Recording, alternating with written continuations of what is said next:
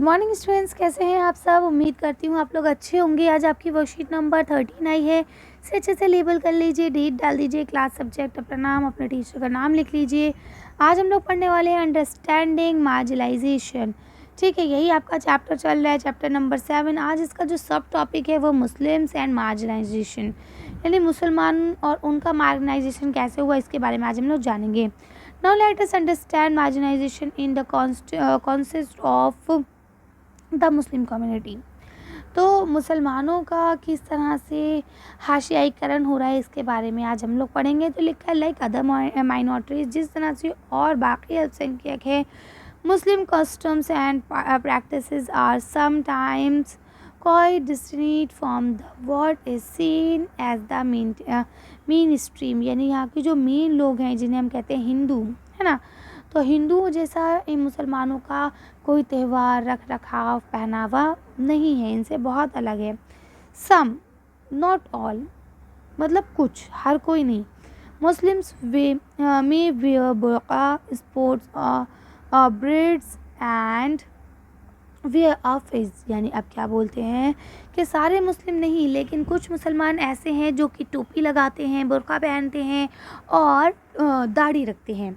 ठीक है, तो क्या होता है, ऐसा करने से क्या होगा, this become way to identify all Muslims and because of this they tend to be identified differently. ठीक है, अब क्या कहते हैं कि इन्हीं तरीक़ों से, इन्हीं चीज़ों की वजह से बहुत सारे लोग ऐसे हैं जो इन्हें पहचान लेते हैं कि ये मुस्लिम समुदाय से संपर्क में है, ये मुस्लिम समुदाय से हैं, और फिर उसके बाद क्या है, उन्हें परेशान करते हैं, उन्हें तकलीफ़ देते हैं, उन्हें अपने से अलग करने की कोशिश करते हैं, है ना। लेकिन बेटा देखिए, कोई भी मज़हब हो, मैं सिर्फ मुसलमानों की बात नहीं कर रही हूँ, अगर आप जाएँ हिंदू मज़हब में तो वहाँ पे भी देखिए कुछ ना कुछ ऐसा पर्टिकुलर पहनावा ज़रूर है जो आपको बता देता है कि ये हिंदू है। जैसे कि टीका लगाना, जैसे कि सिंदूर पहनना, जैसे कि साड़ी पहनना, है ना। सेम उसी प्रकार अगर आप सरदारों में जाएंगे तो वो भी पगड़ी बांधते हैं या वो अपने पास नाइफ़ रखते हैं, जिससे आपको पता चल जाता है कि ये सरदार हैं। मेरी एक दोस्त है सरदार, उसका नाम मनप्रीत है। तो वो भी क्या करती है, वो भी अपने साथ एक नाइफ़ छोटा सा कैरी करती है, तो और वो पगड़ी भी बांधती है। तो उसे देख के लोग सब समझ जाते हैं, अच्छा इसका मतलब भाई ये तो सरदार है ना। तो इसका कोई ये मतलब नहीं है कि सिर्फ एक ही कौम के लोग इस तरह से कपड़े पहनते हैं, सबके अपने अपने डिफरेंट ड्रेसेस हैं। कुछ कॉमन हो चुकी हैं लेकिन कुछ आज भी डिफरेंट हैं। ठीक है, तो आगे यहाँ क्या लिखा है, this become to be identify और मुस्लिम्स, यानी इससे क्या होता है, मुसलमानों को पहचान लिया जाता है और फिर उनके साथ गलत व्यवहार किया जाता है। Some people think like they are not like them, यानी कि कुछ लोग ऐसे होते हैं जो ये सोचते हैं कि शायद हम इनके जैसे नहीं हैं। रेस्ट ऑफ अस, यानी कि वो हार जाते हैं, वो अपने आप को अलग समझने लगते हैं दूसरे से। Often this become an excuse to treat them unfairly and discriminate against them. इससे क्या होता है, वो एक दूसरे से अलग ट्रीट होने लगते हैं और फिर डिस्क्रिमिनेशन होने लगता है उनके बीच में। अब यहाँ क्या लिखा है, you would remember reading in previous classroom about how an Ansaris were finding it's difficult to rent a house। अब बोलते हैं, हमने पिछली कक्षा में ये बात पढ़ी थी कि किस तरह से जो अंसारी थे, अंसारी फैमिली थी, उनको अपने लिए एक घर ढूंढने में कितनी परेशानी हो रही थी। The social marginalization of Muslims in some instance has led to them migrating from place where they have lived, often lead to ghettoisation of the community. अब कहते हैं इन्हीं सब चक्करों की वजह से क्या होने लगता है कि जहाँ वो पहले से रह रहे होते हैं वहाँ से भी उन्हें निकाल दिया जाता है। ठीक है, और यही उनका गेटोराइजेशन कहलाता है। अब आपको देखिए ये चीज़ें समझ में आ गई। अब आगे लास्ट पॉइंट यहाँ लिखा हुआ है, some time this pressure lead to hated and violence, और यही जो नफ़रत है, यही जो उनको पहले से जज कर लिया जाता है, यही आगे चल के कभी कदार हिंसा, लड़ाई झगड़ा और नफ़रत का कारण बन जाती है। अब आगे देखिए क्या लिखा है, कॉन्फर्मेटिंग मार्जिनाइजेशन, किस तरह से मार्जिनाइजेशन को कम कर सकते हैं, उसे ख़त्म कर सकते हैं। The experience of all this groups point into the fact that marginalization is a complex phenomena requiring a variety of strategies, measurements and safeguard to the redress this situation. यानी कहते हैं कि मार्जिनाइजेशन यानी हाशियाईकरण कोई बहुत आसान बात नहीं है, ये एक बहुत ख़तरनाक मुद्दा है जिस पे हर रोज़ हर ज़माने में बात हुई है, लेकिन इसका भी सॉल्यूशन नहीं निकला है। तो इसके लिए हमें क्या ज़रूरत है कि हमें अपनी स्ट्रैटेजीज़ को बदलना चाहिए, जो मेजरमेंट है उनको अच्छे से बनाना चाहिए, और जो रेफरेंस मिल रहे हैं, जो मतलब आपको मिल रहा है कि भाई इससे हम सही कर सकते हैं, वो आपको करना चाहिए। इसके अलावा यहाँ लिखा all of have a sect in protecting the rights defined in the constitution as the law and policies framed to realize these rights। अब क्या होता है कि हमें इसी के साथ साथ कॉन्स्टिट्यूशन राइट्स जो हमें मिले हुए हैं या हाशियाईकरण के लोगों के लिए जो मिले हुए हैं, उन सब की रक्षा करना चाहिए, उनको अच्छे से लागू करके देना चाहिए।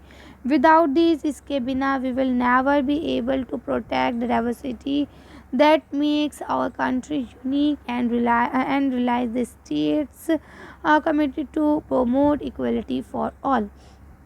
अब क्या होता है अगर हम ऐसा नहीं करेंगे ना, तो आप सब जानते हैं हमारा जो देश है भारत, वो किस लिए फेमस है। वो इसीलिए फेमस है क्योंकि यहाँ पे विविधता है, डाइवर्सिटी है ना, और विविधता में भी एकता है। ऐसा नहीं है कि खाली डाइवर्सिटी है और उसके बाद हम लड़ते मरते रहते हैं, ऐसा नहीं है। डाइवर्सिटी है, डाइवर्सिटी के साथ साथ हमारे अंदर एकता है, मोहब्बत है, हम एक साथ मिल के रहते हैं, सारे फंक्शंस त्यौहार हम सब मिल के सेलिब्रेट करते हैं, है ना।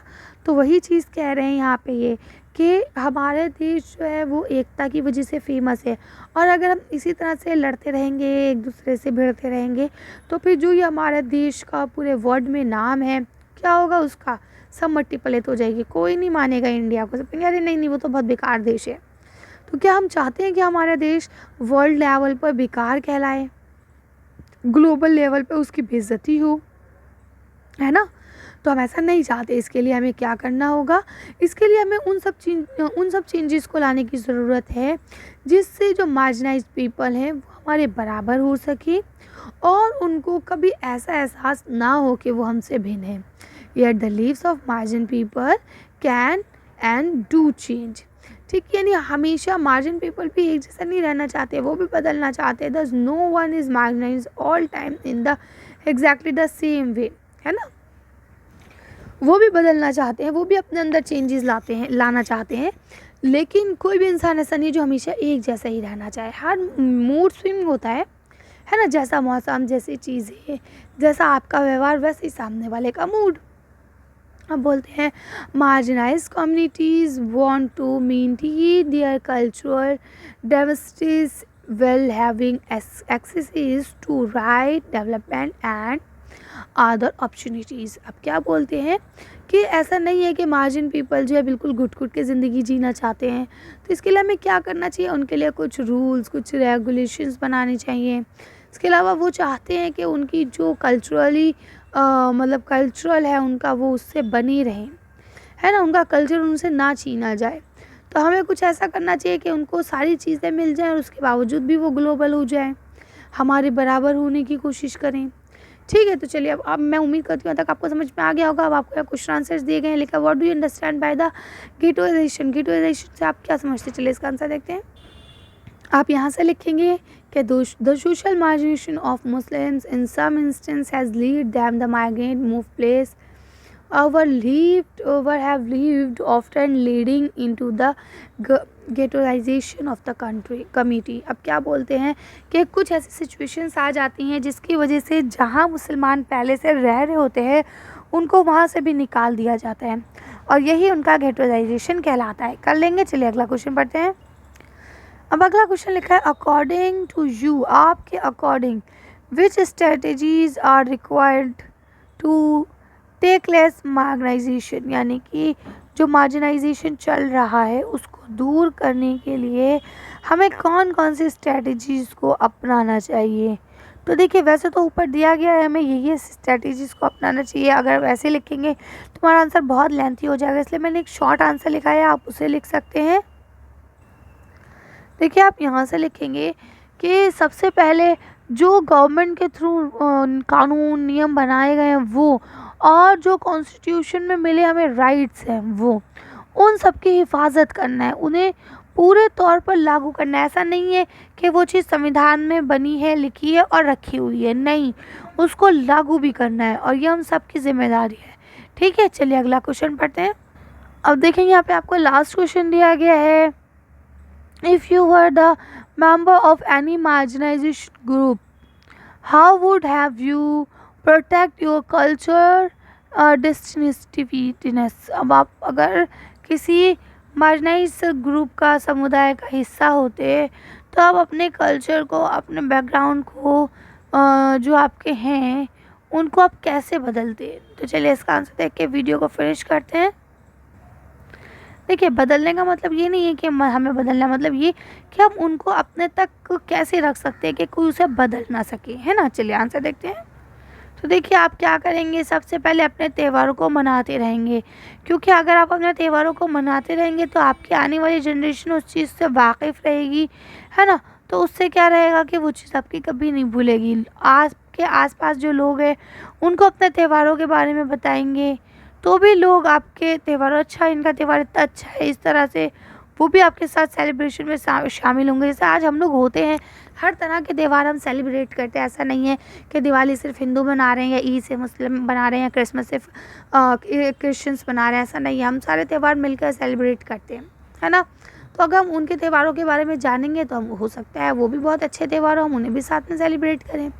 इसके अलावा जो हमें गवर्नमेंट के थ्रू फैकल्टीज़ मिली हुई है, फैसिलिटीज़ दी गई हैं गवर्नमेंट ने, उनको उठाएंगे, उनका उपयोग करेंगे और साथ ही साथ जो आपका फंडामेंटल राइट्स है उसमें जो आपको स्वतंत्र का अधिकार दिया गया है, उस अधिकार के तहत हम अपनी लाइफ को जिएंगे। ठीक है, चले तो आज की वीडियो को हम यही ख़त्म करते हैं। आज की वर्कशीट में बस इतना ही।